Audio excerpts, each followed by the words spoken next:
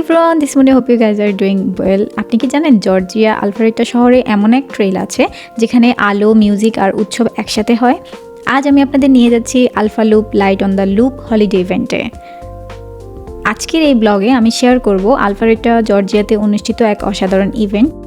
এই ইভেন্টটি অনুষ্ঠিত হয়েছে আলফারেটা শহরের 1 মাইল লম্বা আলফা লুপ ট্রেলের নতুন অংশে। এই ট্রেলটি ডাউনটাউন আলফারেটা থেকে অ্যাভালন পর্যন্ত সংযোগ তৈরি করেছে। লাইট অন দ্য লুপ ইভেন্টে যা যা ছিল, সুন্দর ফেস্টিভ লাইটিং, লোকাল ফুড ও ভেন্ডর স্টল এবং লাইভ মিউজিক ও পারফরমেন্স ছিল। পরিবার ও বাচ্চাদের জন্য খুবই আনন্দদায়ক পরিবেশ। এই আলফা লুপ ইভেন্ট একটি হাঁটার রাস্তা নয়, এটি শহরের কেন্দ্রবিন্দু এবং রেসিডেন্সিয়াল এলাকা। তো আমাদের যাত্রা এখান থেকেই শুরু হয়েছে। এখানে আপনি শুধুমাত্র বড়দের জন্য এই ইভেন্টটা, বিষয়টা কিন্তু তা না, আপনি বাচ্চা এবং সাথে পেট নিয়ে যেতে পারবেন। এটি একটি পেট ফ্রেন্ডলি ইভেন্ট। তো মূলত লাইট অন দ্য লুপ একটি মাসব্যাপী হলিডে লাইট ডিসপ্লে ইভেন্ট, যেখানে আলফা লুপ ট্রেলকে আলোকসজ্জা এবং মিউজিক, লাইভ পারফরমেন্স এবং হলিডে মুড দিয়ে সাজানো হয়েছে। এটা পুরো 1 মাইল লাইটেড ট্রেল, যেখানে আপনি রাত 5টা থেকে 11টা পর্যন্ত রাতের আলোতে হাঁটতে পারবেন। প্রতি বছর ডিসেম্বর থেকে শুরু করে সাধারণত বছরের শুরু পর্যন্ত চলে। 2025-এর জন্য আনুষ্ঠানিকভাবে ডিসেম্বর 5 থেকে আপনার জানুয়ারি 4 পর্যন্ত এই অনুষ্ঠানটি অনুষ্ঠিত হবে এবং প্রতিদিন সন্ধ্যা 5টা থেকে 11টা পর্যন্ত আলো জ্বলতে থাকবে এবং এখানে আপনার কোনো ধরনের পেমেন্ট নাই এবং আপনি ফ্রিতে আপনার পরিবার নিয়ে সুন্দর মতো এখানে সময় কাটাতে পারবেন, পুরো 1 মাইল হাঁটতে পারবেন এবং সম্পূর্ণ আলোকসজ্জাটা দেখতে পারবেন। আমি ভিডিও ডেসক্রিপশনে আপনাদেরকে এক্স্যাক্ট লোকেশনটা শেয়ার করে দিব। যারা জর্জিয়াতে আসছেন, স্পেশালি আটলান্টার আশেপাশে আছেন, তারা অবশ্যই এখানে এই ইভেন্টটি দেখতে যাবেন এবং পরিবারের সাথে, বন্ধু বান্ধবের সাথে আপনি 1 মাইল রাতের বেলা হাঁটতে পারবেন এবং পুরো দৃশ্যটা উপভোগ করতে পারবেন।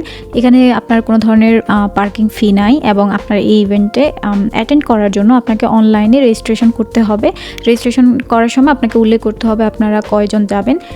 এই যে ব্রিজটা দেখতে পাচ্ছেন, এই ব্রিজটার ডেকোরেশনটা খুবই সুন্দর এবং এই ব্রিজটা হচ্ছে এই ইভেন্টের একটা অন্যতম আকর্ষণ। এই ব্রিজের মধ্যে আপনি হাঁটলে অনেক অসাধারণ সুন্দর লাগে, সত্যি কথা।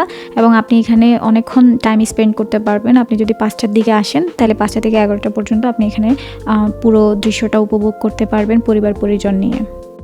যাদের পেট আছে তাদের জন্য এটা খুবই একটা স্পেশাল ইভেন্ট, কারণ হচ্ছে আপনি আপনার পোষা কুকুর বা প্রাণীর সাথে আপনি সুন্দর মতো সময় কাটাতে পারবেন এবং দীর্ঘ পথ জুড়ে আপনি হাঁটতে পারবেন।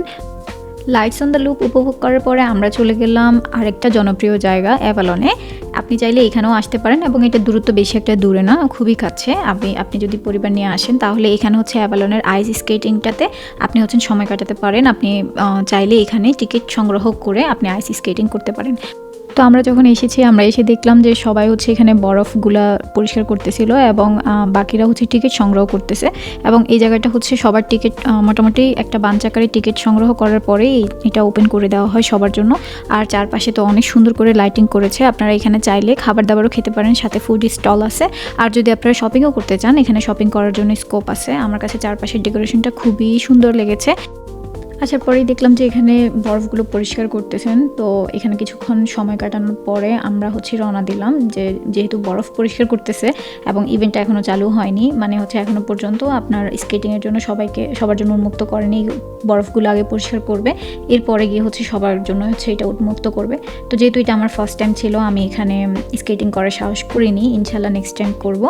আর এই যে এরপরে আমরা এখান থেকে একটু চারপাশটা ঘুরে দেখলাম, খাওয়া দাওয়া করলাম এবং এরপরে যখন দেখলাম যে স্কেটিংয়ের জন্য সবাইকে ছেড়ে দিয়েছে, আমরা উপভোগ করার জন্য বাইরে থেকে উপভোগ করছিলাম।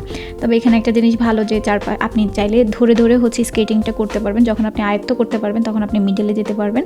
এখানে বাচ্চারা খুব বেশি এনজয় করে এবং আমি দেখলাম যে খুবই ছোট ছোট বাচ্চারা স্কেটিং করতেছিল। বাট আমার কাছে একটু ভয় লাগতেছিল, যেহেতু আমার আগের প্রিভিয়াস এক্সপিরিয়েন্স নাই, সো আমি ওই সাহসটা করি নাই। যাই হোক, জায়গাটাতে আপনি যদি পরিবারের সাথে সময় কাটাতে চান, এটা একদম বেস্ট একটা জায়গা এবং এটা খুব বেশি দূরেও না।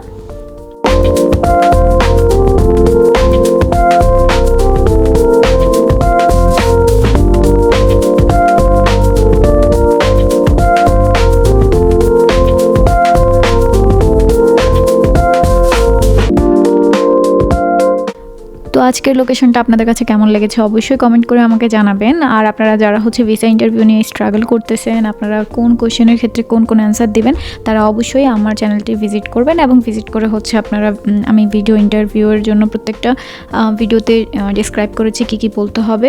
এবং আপনাদের যদি কোনো কোয়েরিজ থাকে অবশ্যই আমাকে ফেসবুকে নক করবেন। সো সবাই ভালো থাকবেন আর আমার জন্য দোয়া করবেন। আল্লাহ হাফেজ।